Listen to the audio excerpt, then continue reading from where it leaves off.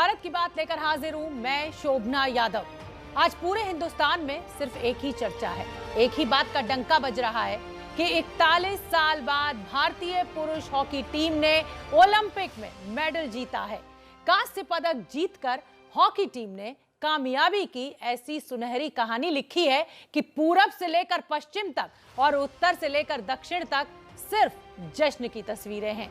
आंखों में खुशी की वो नमी है जिसके लिए 41 साल लंबा इंतजार किया है देश ने, और 41 साल के उस इंतजार में संघर्ष की ऐसी दास्तान छिपी है जिससे देश भी अनजान रहा है। लेकिन आज वो कहानी भी सामने आ रही है और उस संघर्ष को भी हिंदुस्तान सलाम करता है। और आज वो दौर वापस लौटी है तो ये देश के लिए बहुत बड़ी बात है। इन्होंने अपने प्रदर्शन के कारण, अपने खेल के कारण न केवल पदक जीता है, 135 करोड़ भारतीयों का दिल भी जीता है। 130 करोड़ भारतीयों का सीना चौड़ा हो गया है गर्व से। आज फिर एक बार हॉकी टीम को बहुत बहुत बधाई, शुभकामनाएं। पहले कहा जाता था फिर दिल दो हॉकी को, आज तो दिल जीत लिया है आपने, बहुत बहुत बधाई। ये केवल कांस्य पदक नहीं, भारतीय हॉकी का पुनर्जागरण है। दिल जिद्दी ही तो है, एक जिद जिसने 41 साल के इतिहास को पलट कर रखा, एक जिद जिसने आज हिंदुस्तान को जश्न के समंदर में भिगो दिया।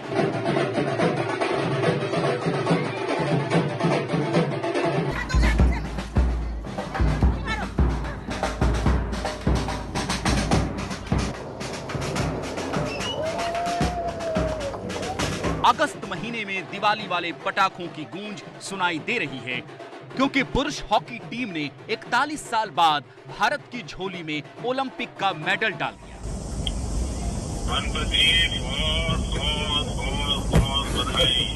Thank you so much sir, thank you sir.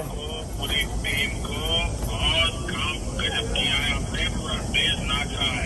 Thank you sir, sir आपकी बहुत दुआएं थी सर हमारे साथ। Thank you sir. आपकी आवाज थोड़ी ढीली थी।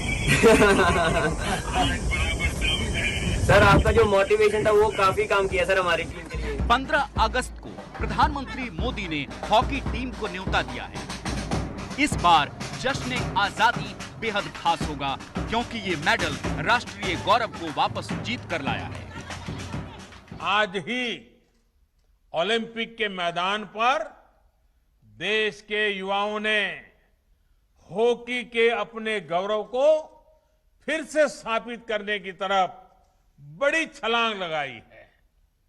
करीब 4 दशक के बाद ये स्वर्णिम पल आई है जो हॉकी हमारी राष्ट्रीय पहचान रही है।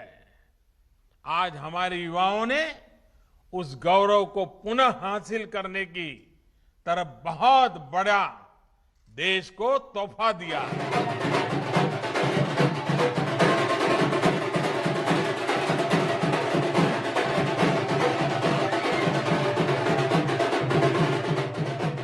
इंडियन हॉकी टीम ने दुनिया की चौथे नंबर की टीम जर्मनी को हराकर ब्रॉन्ज मेडल जीता है और इस जीत के साथ ही पूरा देश खुशी और जश्न के 7वें घोड़े पर सवार हो गया।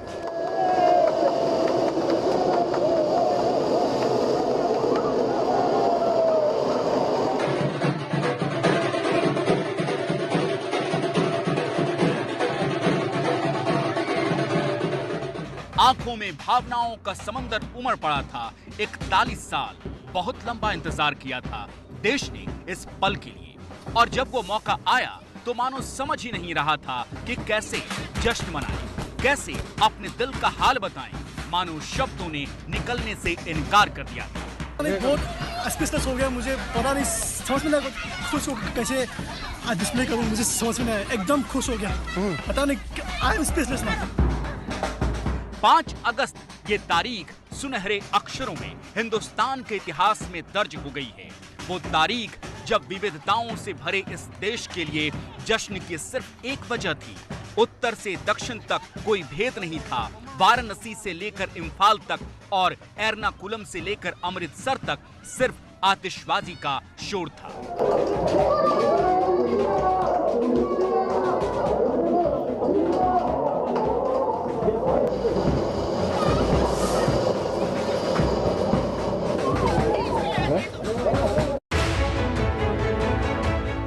हॉकी ने सिर्फ देश की जनता को एक होने का मौका नहीं दिया था, देश की तमाम राजनीतिक पार्टियां भी आज एक ही सुर में बात कर रही थी। हर पार्टी हॉकी में मिली जीत को सलाम कर रही थी। नम आंखों में संघर्ष की वो लंबी कहानी है जिसने देश को जश्न मनाने का मौका दिया।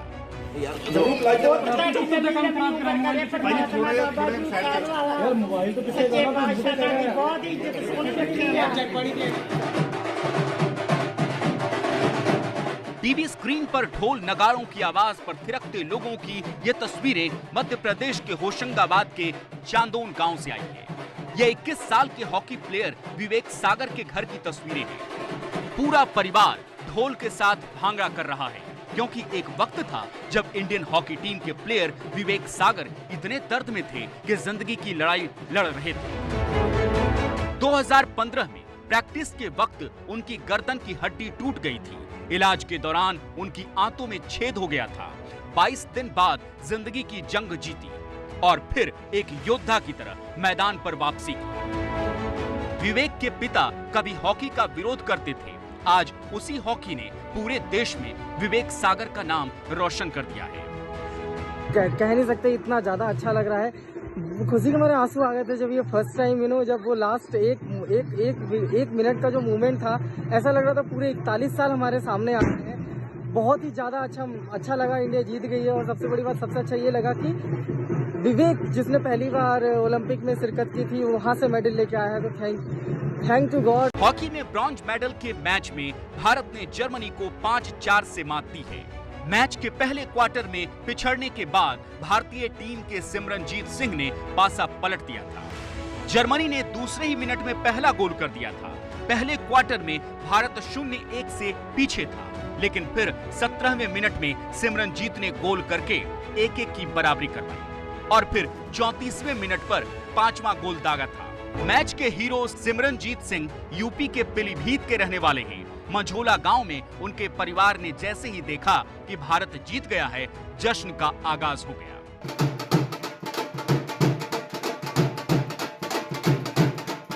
भारत को गर्व का लम्हा देने वाली हॉकी टीम के हर प्लेयर ने लंबे संघर्ष के बाद ये सफर तय किया है। ये तस्वीरें केरल के एर्नाकुलम से आई और ये घर हॉकी टीम के गोलकीपर श्रीजेश का।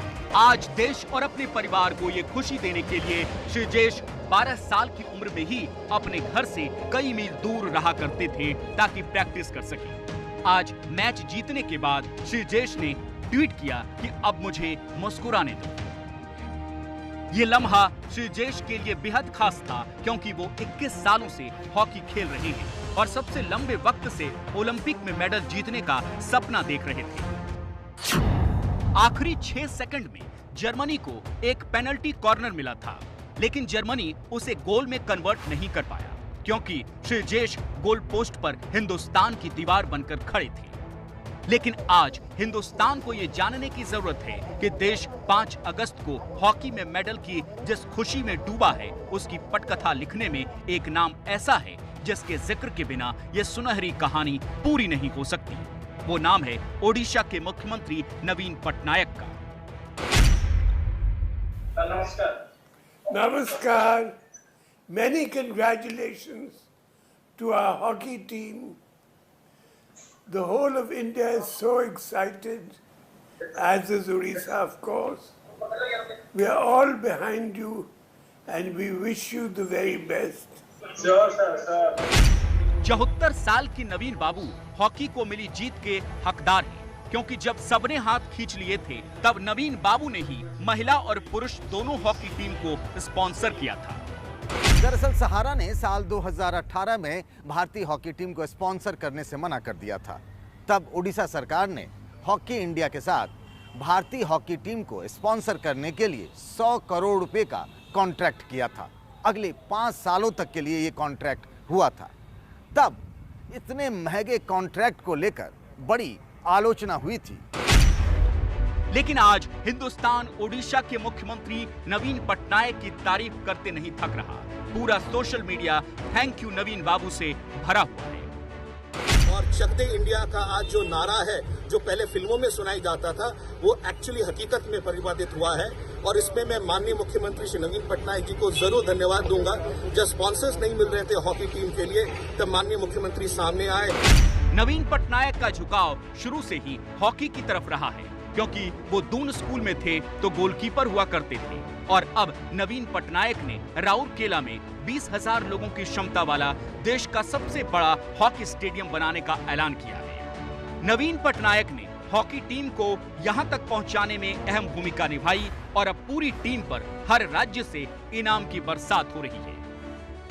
हरियाणा सरकार सिर्फ अपने 2 खिलाड़ियों को 2.5 करोड़ का इनाम देगी, जबकि पंजाब सरकार ने बड़ा दिल दिखाते हुए हर खिलाड़ी को 1-1 करोड़ के इनाम का ऐलान किया है।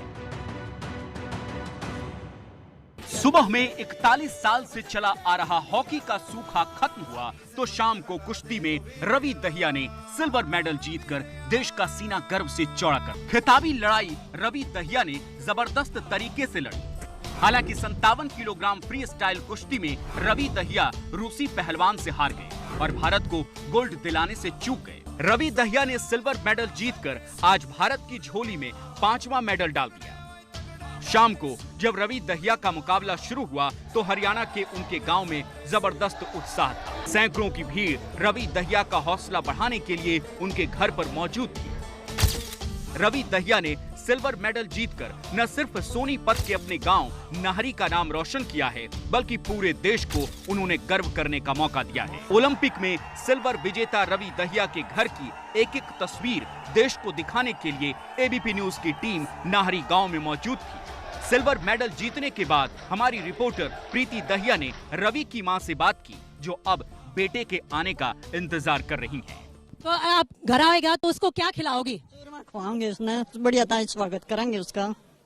चूरमा उसका सबसे फेवरेट है? हाँ, सबसे फेवरेट। और ये जब आप देख रही थी तो आपको लगा कहीं ना कहीं कि बहुत मेहनत कर रहा है लड़का, इतना सीख के गया है, उड़े जाके बस छा गया।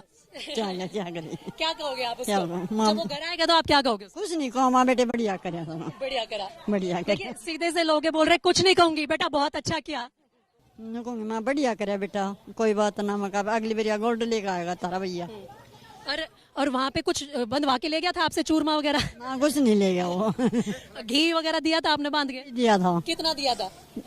5 किलो सारा ले, 5 किलो घी दिया था। हाँ। कितने दिन तक घर तक दूर है वो? वो तो साल तक भी ऊपर हो लिया, दिवाली पा था जब पछो आया भी नहीं घर पर। कितने आ करता? दिल्ली स्टेडियम में। कितनी उम्र में लिखट गया था वो? 10-11 साल का लिखट गया था। 10 साल का? हाँ। और फिर उसके बाद आपसे कैसे बात करता है? वो तो बढ़िया बात करा करो। आज फोन पर बात हो पा जाएगी? नहीं हुआ, ये तो आके बात करेगा। कदा होगा, कुछ बताई है ना? कल चल लेंगे वो मेरे ख्याल में। कल सिल्वर मेडल का जो हमारा प्राइज है वो 4 करोड़ रुपए का प्राइज है, तो 4 करोड़ रुपए की राशि भी ये उनको दी जाएगी। वर्षों बाद इस प्रकार के खिलाड़ी जो आगे बढ़ते हैं, इनका एक अच्छा रोल रहता है। और अब ये चूंकि सिल्वर मेडल जीत करके आ रहा है, तो हरियाणा सरकार जो हमारी अपनी पॉलिसी है, क्लास 1 की नौकरी ये उनकी सुनिश्चित की गई है, तो क्लास 1 की नौकरी उनको दी जाएगी। और एक प्लॉट जहाँ भी हरियाणा में वो चाहें तो 50% की कंसेशन पर वो प्लॉट भी दिया जाएगा।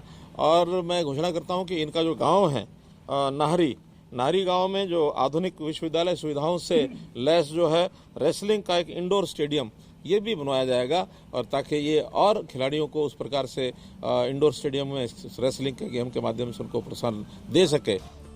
रवि दहिया का हौसला बढ़ाने के लिए सीएम खट्टर भी टीवी पर मुकाबला देख रहे थे। रवि अगर गोल्ड मेडल आज जीत जाते तो 12 साल बाद भारत की झोली में ओलंपिक का गोल्ड मेडल, देश को सिल्वर मेडल दिलाकर तिरंगे को शान से लहराने के साथ ही हमें गर्व करने का मौका भी दिया है। तो ओलंपिक में भारत का नाम रोशन कर रहे खिलाड़ियों को एबीपी न्यूज की ओर से बधाई। और अब हम सरकार से भी कहेंगे कि खिलाड़ियों पर पूरा ध्यान दें, ताकि इस बार जो ब्रॉन्ज और सिल्वर लेकर आए हैं वो अगली बार गोल्ड लेकर आए। 130 करोड़ का देश है, 10 मेडल डबल डिजिट में भी नहीं आते, तो सरकारों को ध्यान देने की जरूरत।